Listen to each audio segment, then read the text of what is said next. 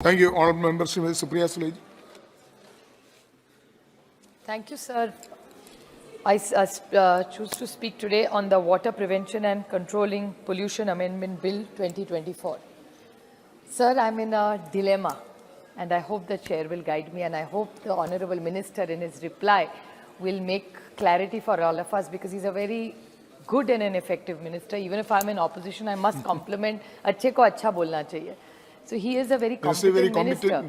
So very competent. Very competent minister, but I can expect it little more for him, because he is very competent.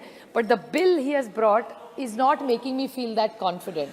So I would ask him some questions. I am not taking away from the intent, as I always say that niyat har sarkar ki achhi hoti hai, but it's how you implement it and what are the outcomes.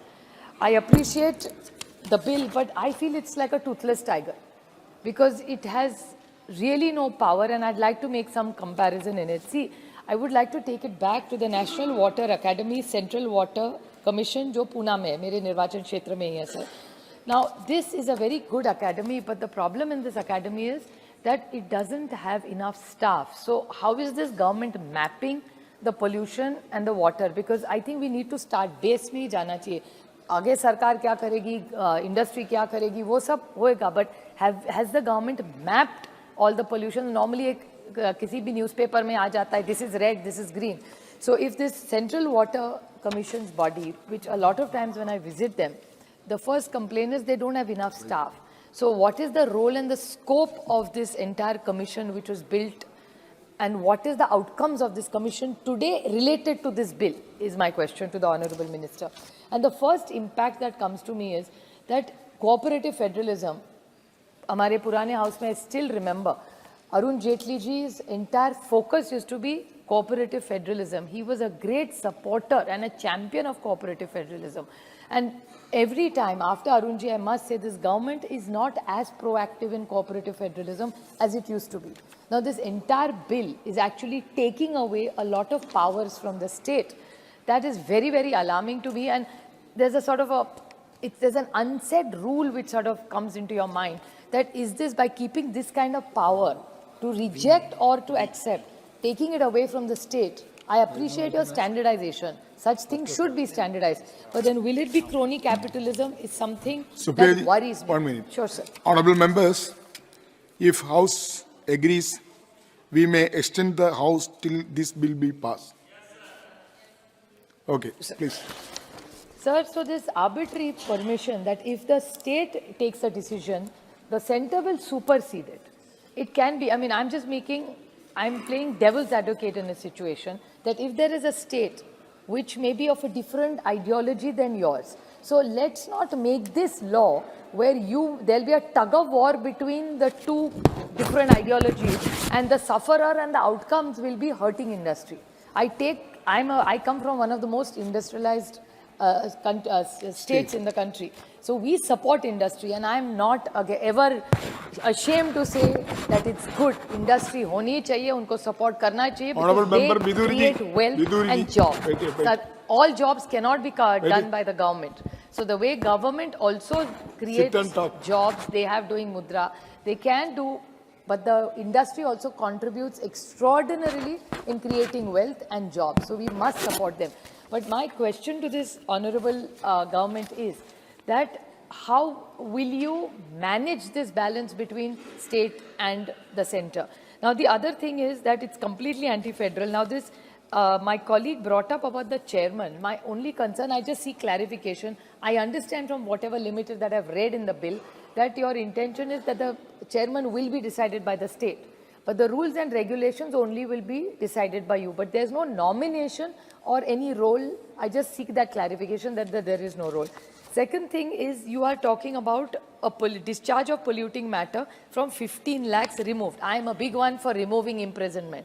By putting people in jail, solutions don't happen, sir. There are so many companies wherein financial frauds आप डाल देते हो. Bank का मैंने देखा है बहुत बार, आप उसको जेल में डाल देते हो, वो बेचारा गरीब मर जाता है, बैंक डूब जाती है और वो जेल में पड़ा रहता है. So I feel some financial frauds, we really need to put this house in order and put our there's so many intelligent minds sitting on both sides. That is imprisonment a solution to every crime?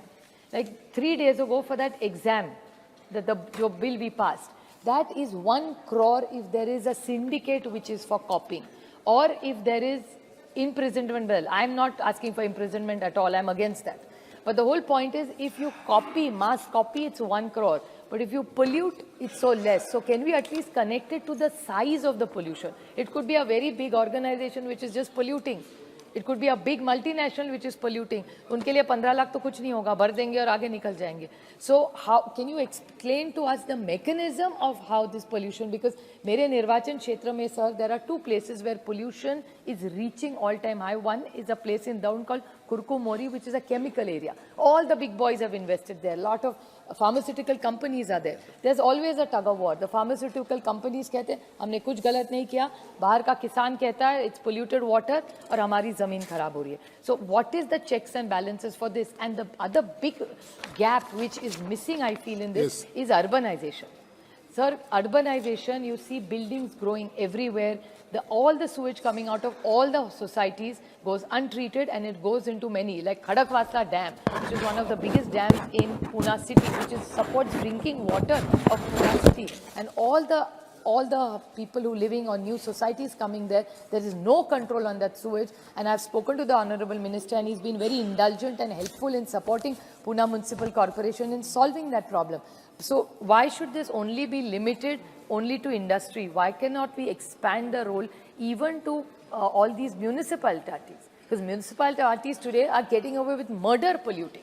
Pune city is today destroyed because of urbanization. Mumbai water is destroyed because of urbanization. Is a huge opportunity. But sir, bridge or metro say cities don't get made. If the city has a beautiful metro and a beautiful bridge and beautiful roads and polluted water, what's the point of doing it? I mean, the whole game of this infrastructure doesn't help. So I request the Honorable Minister to clarify some of our doubts.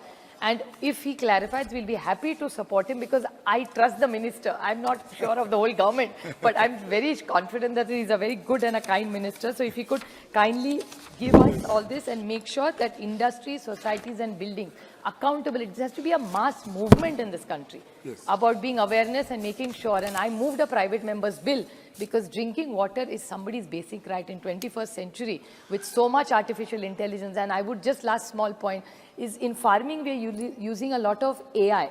So is it possible for polluting also can we use artificial intelligence? Because just Nirvachan Kshetra mein aati hu, sir, we are using in Baramati, we are trying AI with Oxford and Microsoft to help us improve farming and improving growth and development. So is there possibility that same technology can be used for water? Just these small clarifications. Thank you, sir. Thank you. Honorable Member Shri Gaurav Gogoi.